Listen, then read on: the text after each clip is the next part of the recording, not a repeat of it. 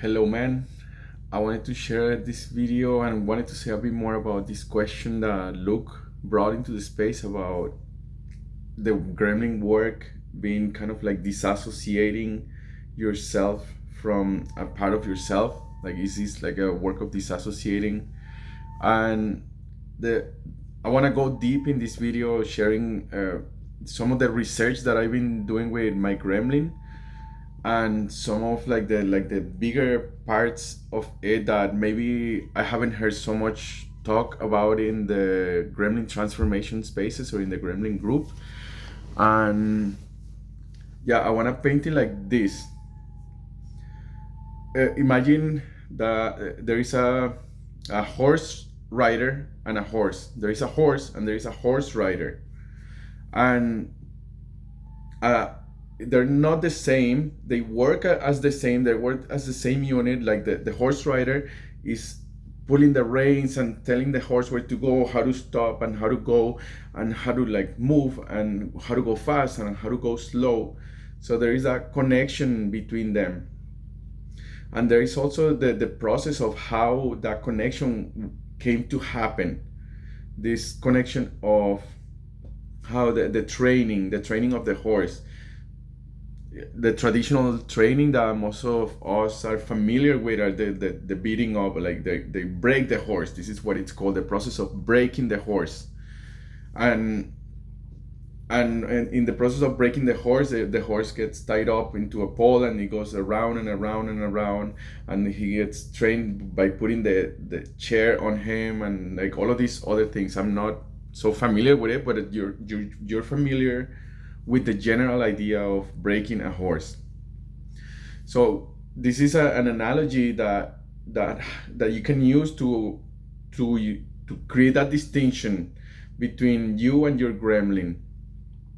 So this is where I want to bring it to another layer deep, and this is some experience and some knowledge that I've been getting from the lineage of the Toltec people, the Toltec lineage, who were ancient people traveling in the world. So it was an old culture of travelers and artists. And inside of their culture, they had a similar concept to the gremlin, and they call it different names. But let's keep it simple for now, and let's call it gremlin. And essentially, what they're saying is that we are being ridden just like a horse. And they don't use this analogy of the horse, but this is what I see now. Like, we are being ridden like a horse. There is a gremlin that comes and rides us like a horse. And who are these people? Who are these riders? And this is the importance of creating that distinction between who, like what you are, and what the gremlin is. And the gremlin is an active part. It's really an active part. It's not something that's like fixed and and expectable. It's really like an active part. It has a consciousness, and it's a being with consciousness, and it's a being with intelligence, and it has a lifespan. And when you're being ridden like a horse, this is like how you have this rider on the back of you that's telling you where to go, how to move. And now that we're entering into these spaces and you're getting to grow your levels of responsibility, your levels of adulthood, you're starting to see that you're a horse, and that there is something else that is riding you. And this is the process of seeing, like, what is that thing that is riding you. And this is the process of starting to create that distinctions. According to the ancient sorcerers of Mexico, the Toltecs, from the Toltec lineage, they describe the gremlin or these energetic beings, because they're invisible. They're energetic beings, and these forms of consciousness. They came from outside the earth. They came from the cosmos. They landed here, and they created this symbiotic relationship with human beings. And this is where I was showing this drawing of the two beings. So essentially, this will be, if this is one, this is your being, your light and your shadow of your being. The gremlin comes and it attaches to the being. It attaches to the shadow side most often, or yeah, it attaches to the shadow side and starts feeding from it, just like a horse, like the horse rider breaking the horse, and it starts that process from childhood. And what is important to for the about this is that it's not personal. It's not a personal thing, and this is very important in this process of starting to create a distinction of not taking it personally, because really this, imagine, let's to take it to another example, how humans work with chickens. We have chicken farms, and there is like hundreds, thousands of chickens in these farms, and there is a few human beings that make that farm work. So for the point of view of the chicken, like when a chicken starts waking up and saying like, what am I doing here? Why is like all of these chickens here? And then you start noticing that there is a bigger force that is controlling your life and is running your life and is essentially like cultivating your life for their benefit. We cultivate chickens for our benefit. We cultivate chickens so that we have food. And in the same way, the gremlins use us in this way. They attach to our being, and this is from eons ago, many generations ago, when they arrived here. How long ago is very long time, I'm not sure, but they attach to our being, and they start growing and essentially eating our energy and making us small, small, small. This is the process of how they use the game of low drama, victim, persecutor, and rescuer. This is a game that is used as a way of manipulation to keep the being small, keep the being submissive. This is the process of breaking the horse, when they break us down until the point where we are completely subdued by this force. And then once you're subdued from this force, then that's how the relationship goes. The bigger, if the gremlin is this big and your being is this big, your whole unit, like the combination of the two, is serving the gremlin's agenda. So as a horse and a horse rider, the horse is serving the horse rider's agenda. And in general terms, what is good for the horse rider is not always good for the horse.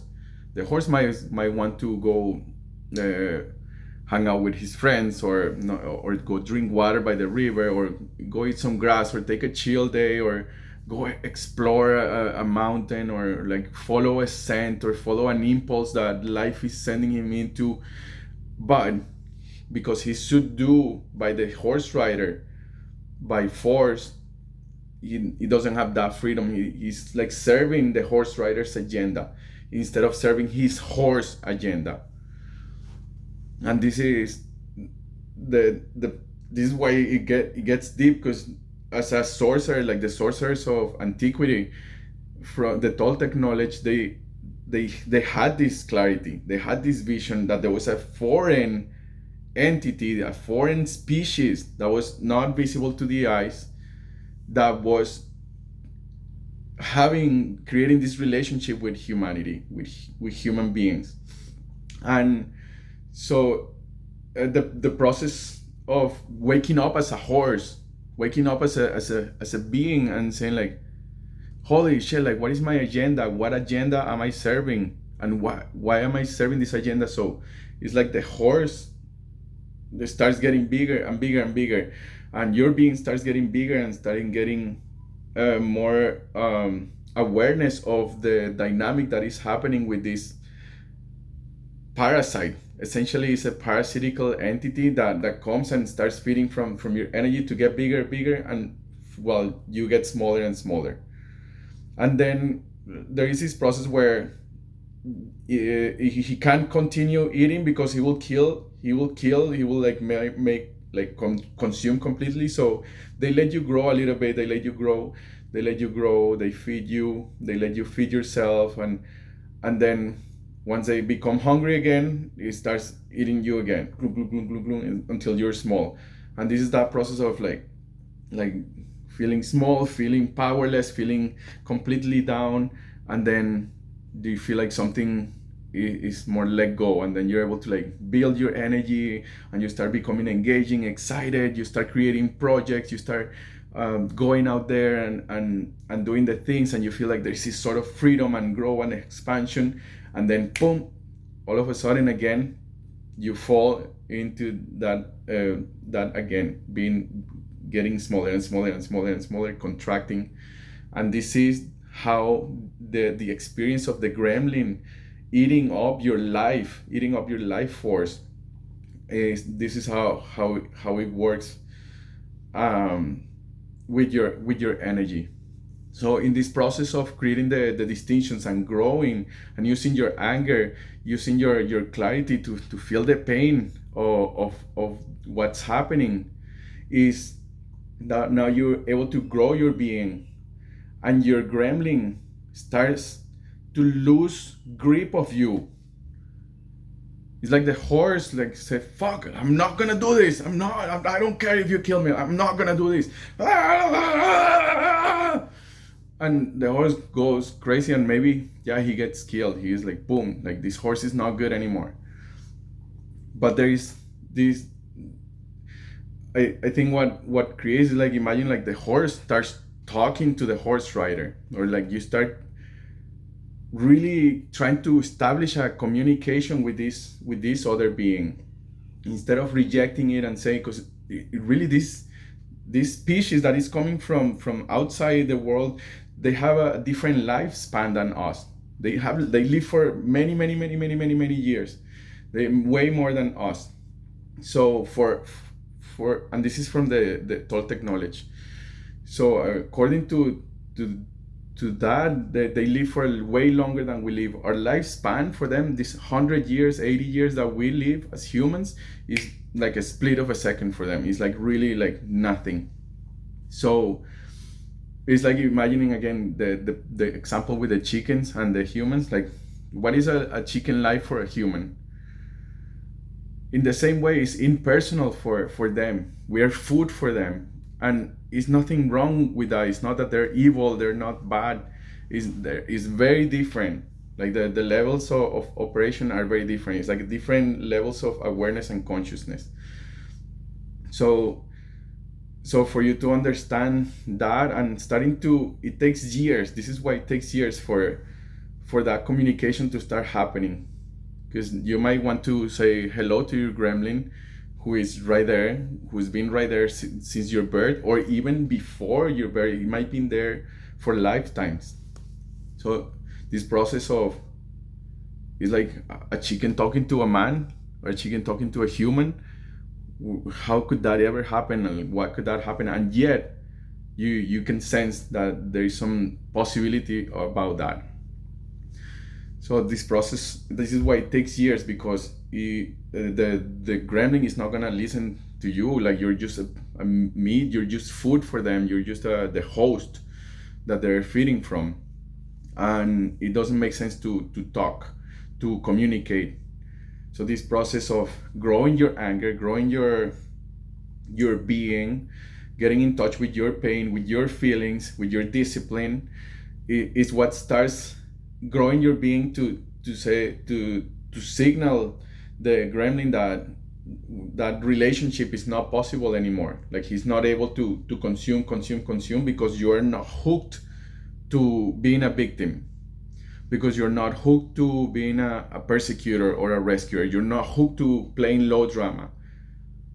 It becomes like your being becomes like that. I'm not getting hooked to that. I'm not hooked to that. I have other possibilities.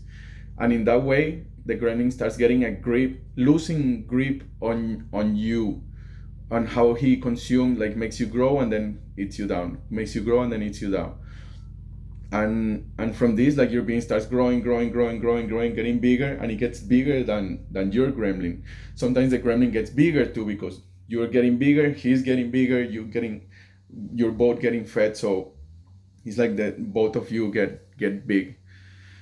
And And here I'm touching in already on like almost like theoretical, because I haven't been there. I got into this point where I can see how the size of my being starts getting not hooked by the this, like what it feels like a suction, like a leech, like this leech that's sucking energy from my being.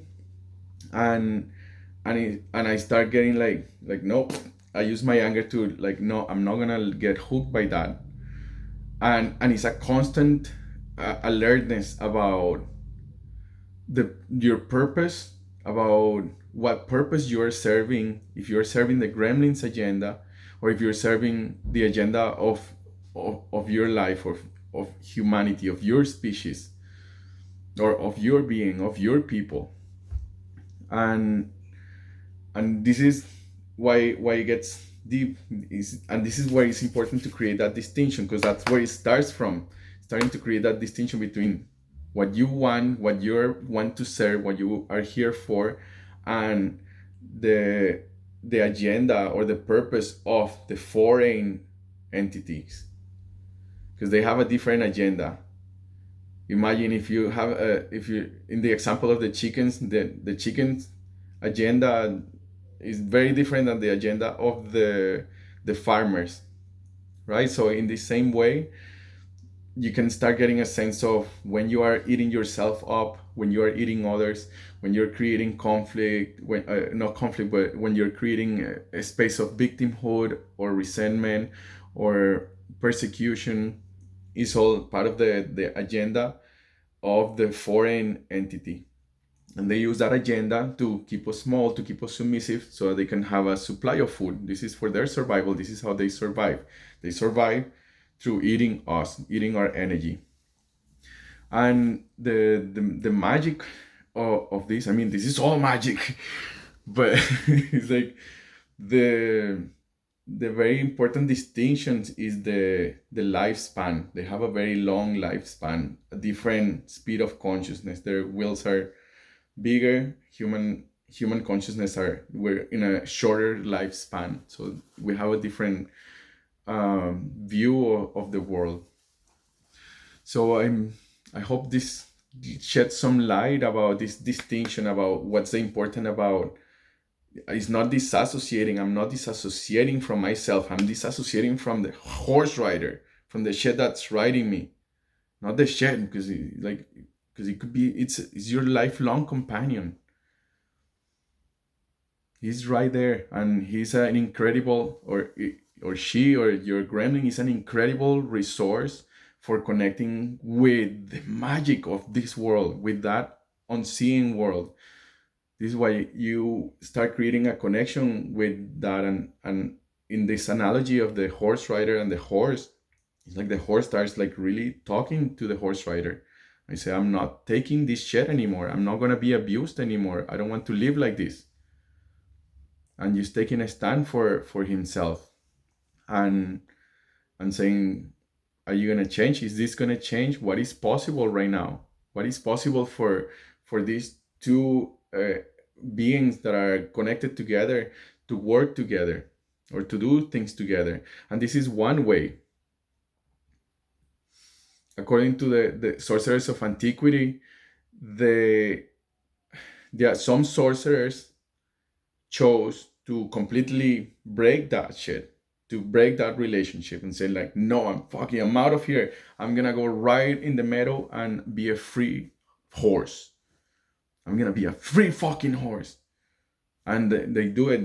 They go, and the gremlin is no longer able to attach to them. There is nothing to attach to, and they will try. They will keep trying, keep trying, keep trying, and they could even wait there for years and years and years and years, and then try again in 3 years, and try again in 15 years. So the sorcerers of antiquity, they have that possibility that they could completely break free from their gremlin and just be fucking all human without that thing. And some other sorcerers, they reconstructed their relationship with their gremlin. So they recreated this relationship with that part of themselves to create a collaboration process. And so this is all I want to share for right now. This has been my research and what I've been into, and this next layer of deepening this context of where does the gremlin come from, why are these patterns inside of us, why is it that humans cannot manage to work together, to communicate, to create a life that makes sense. And yeah, this is the explanation that I've been going deep into, and what has allowed me to start creating and evolving my relation with my gremlin in a way that I'm not pushing away, because it's like, imagine a chicken in the farm getting angry, like realizing like, fuck, I'm being exploited, I'm being used like food, I'm outrageous, I'm gonna, what is a little chicken gonna do about it? I mean, he could try to escape. um that's one way, and most of these farms, they're really built for not escaping. He could try to like wake up the other chickens, like, hey, we're being used, we are being abused and exploited, and the other chickens will be, papa, papa, papa. So it's like really up to you. Like, if you are getting this chance, if you are in this path of seeing, of being in this relation, where you're starting to gain awareness of what is controlling you, what is writing you, what is feeding from you, what is essentially influencing your behavior, then you gotta take that. You gotta take that. That's your ticket. That's your chance. Maybe all the other ones around you, they might not have that ticket, but if you have it, you take it and you see what you can do with it. Talk to your gremlin. See what your gremlin is up to. Ask what's happening, and they will tell you. Thank you for watching, and I hope this find this some value on this. Bye for now.